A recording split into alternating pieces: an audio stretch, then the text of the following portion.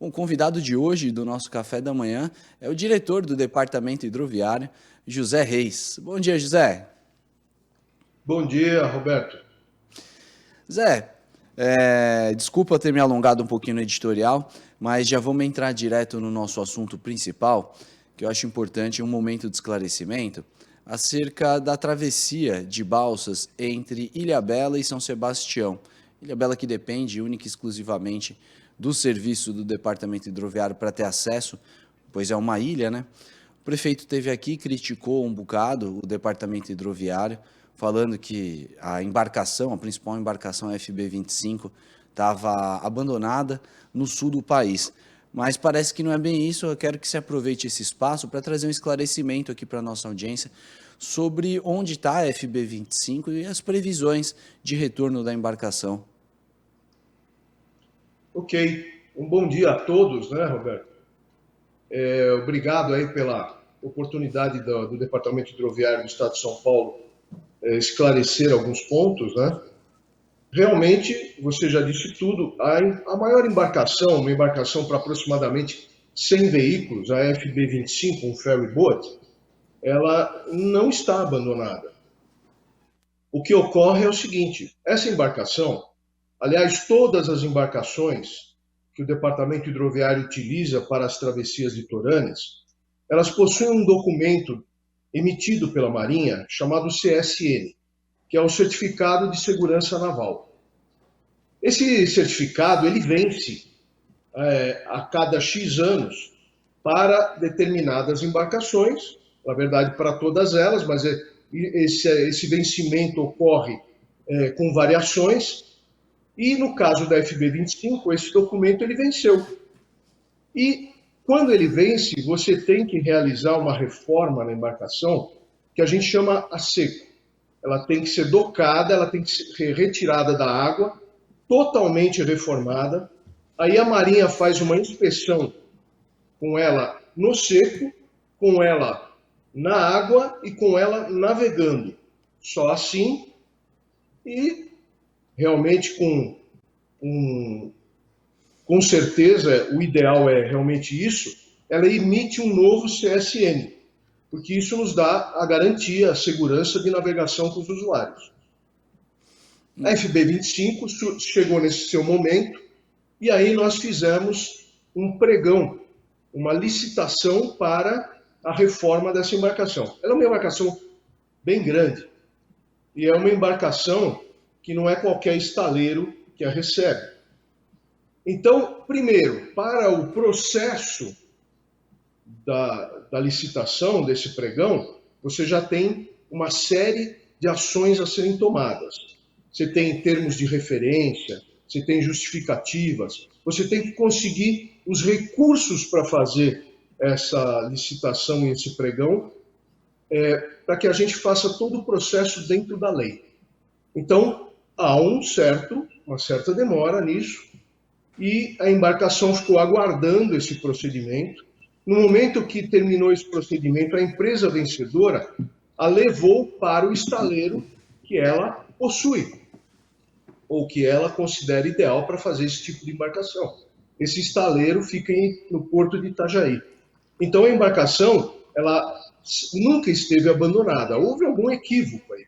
Ela sempre esteve fazendo, em alguns momentos, até quando ela estava no próprio cais de São Sebastião, ela fazia alguns procedimentos, algumas ações internas, como o travamento dos eixos, a retirada dos hélices para navegar até o porto de Itajaí, a parte elétrica, que pode ser feita internamente, a parte hidráulica, que pode ser feita internamente. Hoje ela está no porto de Itajaí. Eu solicitei, e creio que vocês receberam a nossa ordem de serviço, que Sim. foi dada em agosto. Coloca na Para tela, embarcações. Joãozinho, as imagens, enquanto o Zé Reis vai Ok. comentando. Nós... E ela hoje, ela está, desde a época que ela foi para o estaleiro, ela está em pleno processo de reforma. Entendi. Bom, é importante trazer esse esclarecimento. As imagens dizem mais do que qualquer palavra aí que a gente pode falar, ela está num processo de reforma e tem uma previsão, Zé, de quando ela retorna, quando conclui a reforma e quando ela vai estar disponível já para realizar o serviço? Olha, como toda obra, todo mundo que faz obra sabe como funciona, né? A obra nunca consegue sair na data certa. A gente já está acostumado a isso e é bom que a gente seja muito transparente. A nossa previsão é que a reforma dela se conclua por volta de março. A ideia é que ela esteja operando em abril, em Nossa. São Sebastião e Ilhabela. O Departamento Hidroviário, por sua vez, está pressionando, está solicitando a empresa vencedora desse pregão que nos entregue antes disso. Nós gostaríamos muito que ela estivesse operando no Carnaval. É. Zé, Mas a gente não pode garantir isso. sim, depende de terceiros também, pode, se, enfim, depende do tempo em si, e do tempo mesmo, se chover, é uma reforma que é É. feita a céu aberto, não tem um galpão tão grande assim para pegar uma embarcação desse tamanho. Vocês têm algum plano de contingências? Porque está chegando a temporada de verão, né? E março já vai ter passado. E a gente conhece aqui, nós que vivemos, trabalhamos há mais de 30 anos aqui no nosso litoral, a gente conhece o que acontece na temporada de verão. Tem filas que chegam a 7 horas para você conseguir atravessar para Ilhabela. E sem, entendo eu que sem a principal embarcação, se não houver um plano de contingência, isso vai piorar. Vocês têm algum plano de colocar mais embarcações para substituir a FB25? Ah, sim. Aliás, no momento, nós já temos duas embarcações, uma para 70 veículos e uma para 60 veículos, que estão lá em São Sebastião. Elas estão lá apenas aguardando a liberação da Marinha para que elas possam operar. Elas são embarcações alugadas. Aí o pessoal, até a gente sabe que existe uma controvérsia, uma reclamação, que algumas embarcações que a gente está levando para lá e para outras travessias também, são embarcações que não são como as nossas embarcações, que não são como a FB25, que possuem 4 motores internos, embarcações que você opera apertando botões, embarcações modernas, né? Nós estamos levando embarcações que são operadas com um rebocador lateral. Uhum. É porque eu até brinco com o pessoal. Onde que aluga embarcação? Na esquina, que nem você aluga carro? Não, não existe isso. É muito difícil. Você praticamente só utiliza uma embarcação quando você manda fabricar uma. Então, nós tivemos que buscar embarcações para alugar e substituir essas embarcações que estão fazendo essa reforma. E a única embarcação que nós encontramos foi desse estilo, que é utilizado muito no sul do país. Outras embarcações você não consegue encontrar para locação. Então, nós já temos 2 dessas embarcações lá em São Sebastião e nós já estamos alugando mais 4 embarcações que vão substituir não só a FB25, como a FB29 e outros ferryboats que chegaram no ponto de fazer a sua reforma para que possam navegar novamente por mais vários anos. É importante ter um plano. Bom, como o próprio nome diz, né? Um plano de contingência, a contingência, a gente sempre espera, né, que ela seja momentânea até que se restabeleça o status normal do serviço. Agora, Zé, quantas pessoas trabalham aí no departamento hidroviário? Bem, você está se referindo às travessias, porque o departamento hidroviário hoje, eu vou contar um pouco da história. Na década de 70, o departamento hidroviário assumiu as travessias litorâneas. Posteriormente, a empresa Dersa, que é uma empresa mista, ela absorveu as travessias litorâneas e durante muitos anos ficou com as travessias.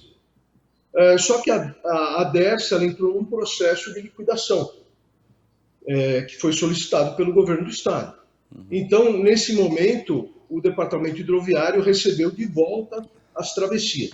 O departamento hidroviário, em todo esse período, após a entrega das travessias para a Dersa, ele opera a hidrovia Tietê-Paraná, que é um dos principais corredores logísticos do nosso país, principalmente de commodities, de grãos, que vêm de Mato Grosso do Sul e Goiás para serem embarcados em pederneiras nos trens até o Porto de Santos e posteriormente exportados.